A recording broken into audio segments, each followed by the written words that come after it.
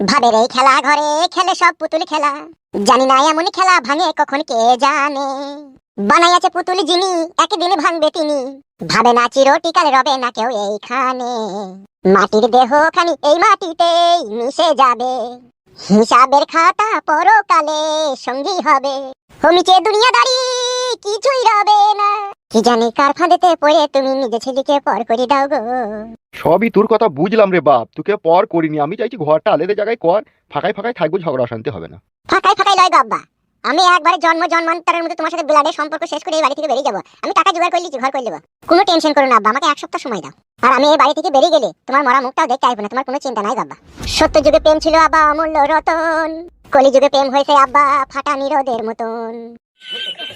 আর লজ্জা পেতে হবে না, সরু করে বানাটাকে ঘুরিয়ে ঘরে যাও, দিয়ে তোমার বইয়ের পায়ে দু হাতে করে আলতালি ডিজাইন করে দাও গা। এর কপালে চোদা আব্বা, মরবি যখন তখন তোর বুদ্ধি হবে।